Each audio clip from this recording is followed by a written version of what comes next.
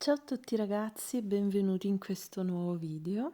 Oggi, dopo tantissimo tempo, creiamo assieme con la resina e per il video di oggi ho scelto di creare dei piattini in resina con questi stampi nuovi che sono un sacco belli. In realtà li avevo comprati un bel po' di tempo fa, infatti avevo fatto tipo questo e anche il fiore di ciliegio, però li avevo fatti semplici, oggi li voglio creare con una nuova tecnica e assieme a voi vedremo un pochino cosa ne verrà fuori, anche perché devo consumare la resina per grosse dimensioni e quindi ho pensato di fare i piattini perché ce ne va abbastanza di resina, quindi preferisco consumare questa. Per colorare la resina utilizzerò questi colori ad alcol che sono bellissimi, se mi seguite già li avete visti da tempo e li ho comprati su Amazon, infatti ve li ho messi nella mia lista Amazon di prodotti consigliati e materiale creativo consigliato. Io mi trovo un sacco bene, ce li ho da tantissimi anni, durano anche un sacco e poi hanno un sacco di sfumature di colore. E tra i tanti coloranti per la resina che ho, mi trovo un sacco bene perché creano l'effetto proprio cristallino e che mi piace sempre tanto realizzare, lo uso tanto anche per le caramelline e tutte le creazioni, diciamo così, belle trasparentine che secondo me sono le più belle da fare con la resina, questa qua trasparente, sono più le più particolari e quindi mi trovo benissimo con questi colori che sono un sacco belli, ci sono tante sfumature e poi si può gestire bene l'intensità, cosa che ad esempio non riesco a fare benissimo con i colori quelli più concentrati per colorare la resina perché colorano molto, invece questi si può molto bene modulare l'intensità di colore, come vedete ad esempio il rosa riesco a farlo proprio di una tonalità molto soft e così è perfetto per quello che mi serve perché appunto oggi andremo a colare un pochino più spessore rispetto al solito, quindi non deve essere troppo pieno, altrimenti il colore risulta totalmente pieno. L'altra parte la farò con i colori perlati, con i pigmenti perlati, questi qui sono meravigliosi, anche questi li ho presi su Amazon, anche questi vi lascio il link nella sezione di materiale creativo consigliato nella mia lista Amazon perché sono super duraturi, anche questi ce li ho da tanti anni,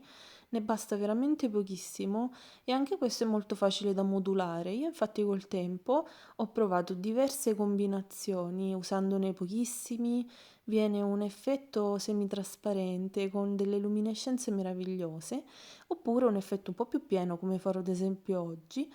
e vedrete che comunque crea dei giochi di luce molto delicati, cioè non sono come i glitter che visibilmente lasciano quei luccichi un po' sparsi, è molto uniforme e si può utilizzare per colorare qualsiasi tipo di resina, sono veramente ottimi, guardate che belli, a me piace un sacco questo effetto che fanno con la luce così un po' disomogeneo perché crea veramente dei punti luce bellissimi una volta che la creazione si catalizza e li trovo molto eleganti, quindi li uso tantissimo, è proprio il mio metodo per eccellenza preferito per colorare la resina e anche questo è molto modulabile, si può fare molto coprente, poco coprente, si possono mischiare tra loro e creare colorazioni nuove e sono proprio belli. Ci sono questo pack che vi ho messo io ha un tot di colori, ci sono anche colori singoli, ad esempio. Io nel tempo ho ricomprato solo il bianco perché il bianco lo uso un po' di più per rendere un po' pastello gli altri colori, però sono veramente meravigliosi, quindi questi mi piacciono un sacco, li uso praticamente sempre e sono tra i miei preferiti. Oggi ho deciso di fare una colorazione con questi due tipi di colori, quindi utilizzeremo in alcuni piattini entrambi blu, quindi quello perlato e quello con i colori ad alcol, e in quello rosa la stessa cosa.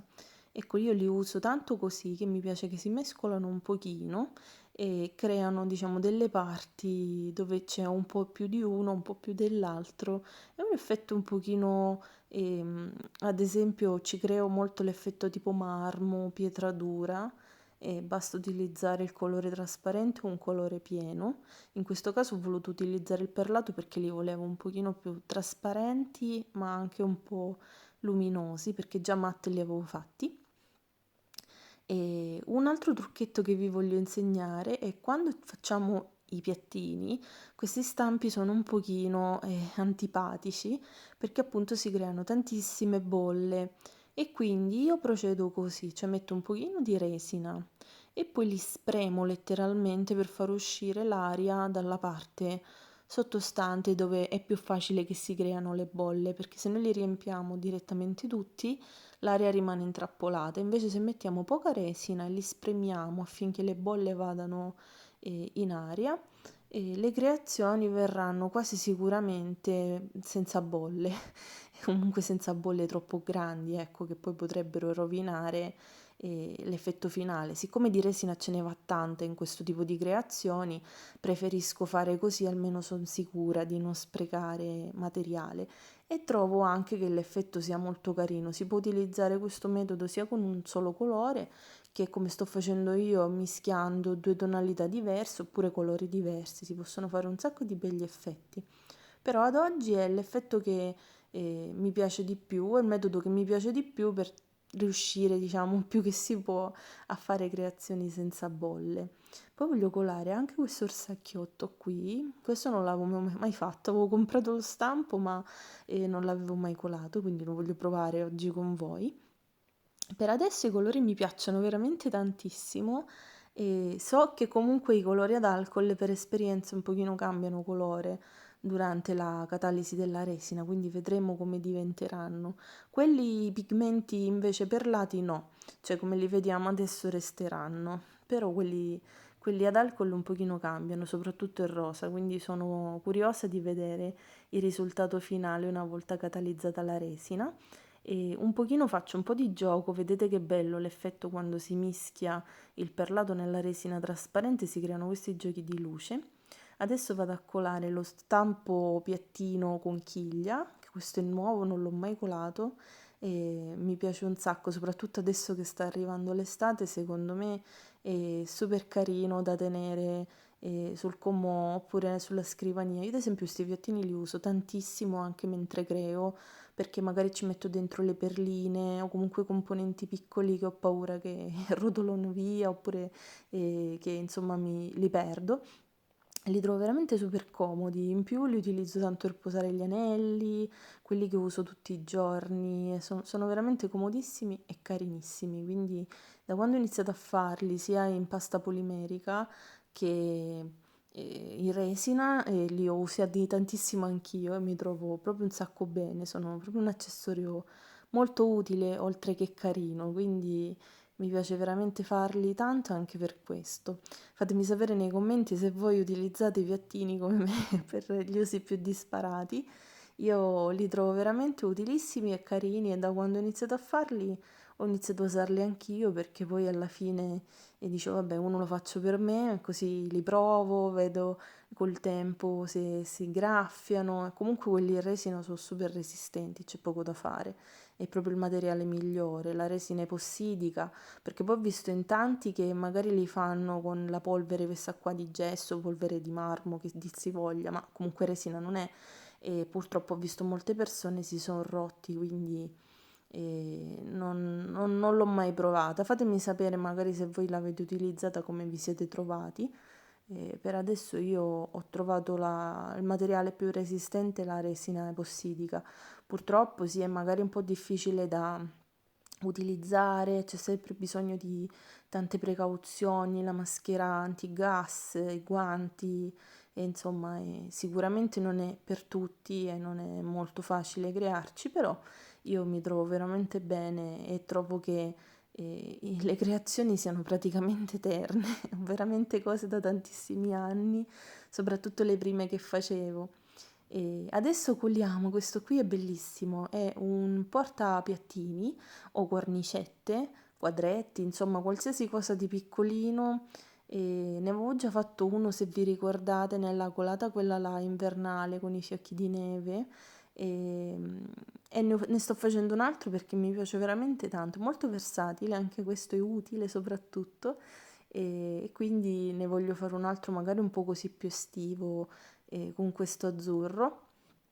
e così consumo anche un po' di scartino di avanzo, ad esempio col rosa ci colo quest'altro orsacchiotto gommoso,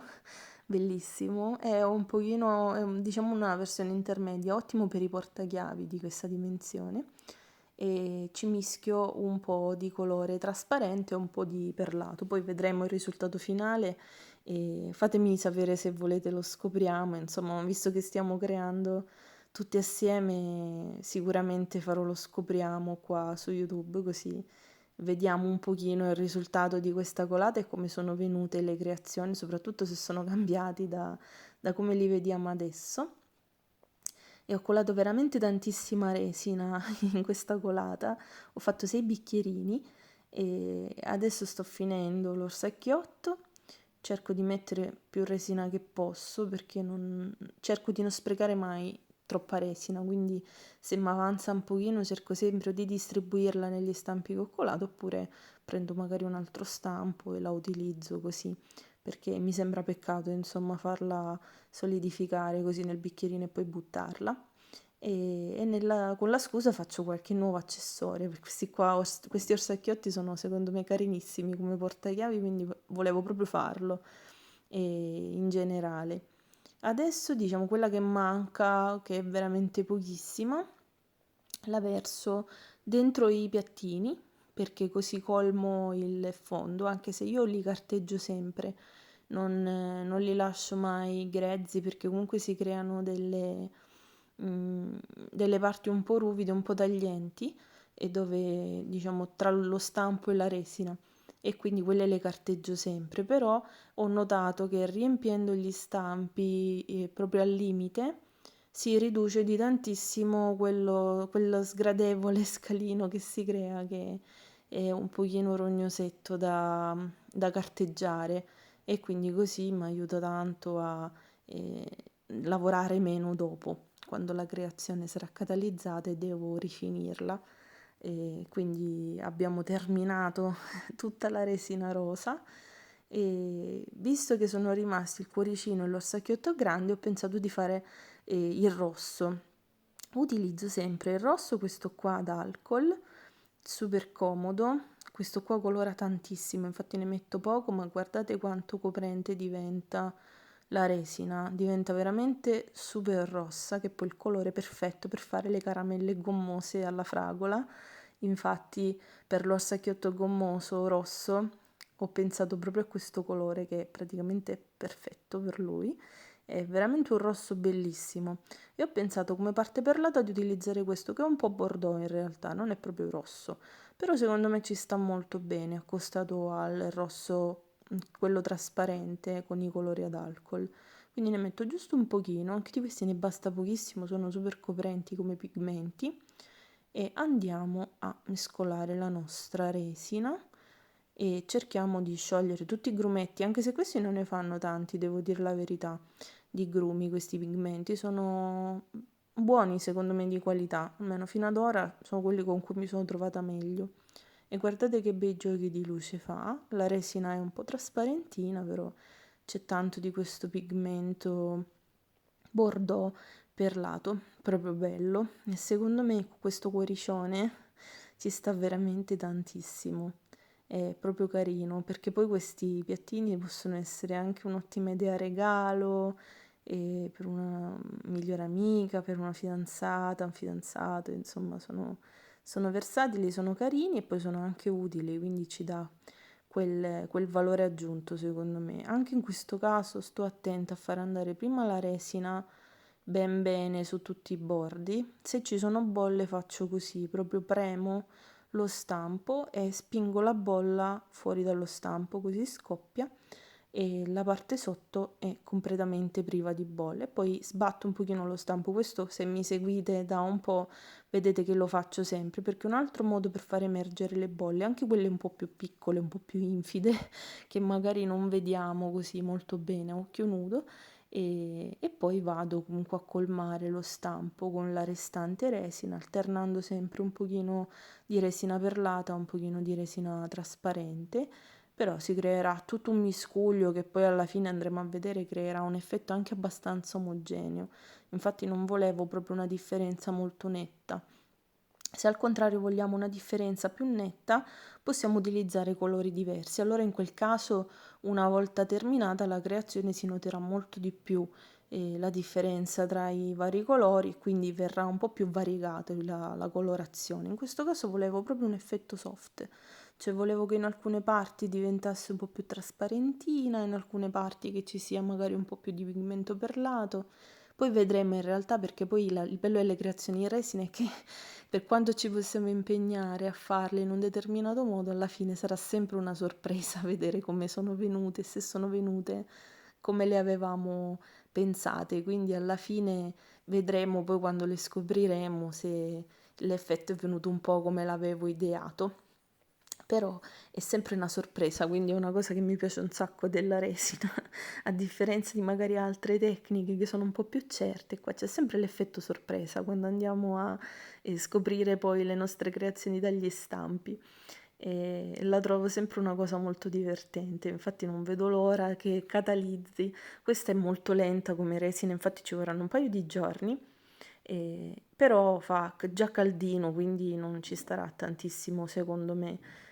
a catalizzarsi. Però aspetterò bene che diventi la resina ben dura, proprio perché questo tipo di stampi per uscire non sono proprio facili. Soprattutto ad esempio il fiore di ciliegio è un po' difficoltoso, secondo me anche la conchiglia lo sarà.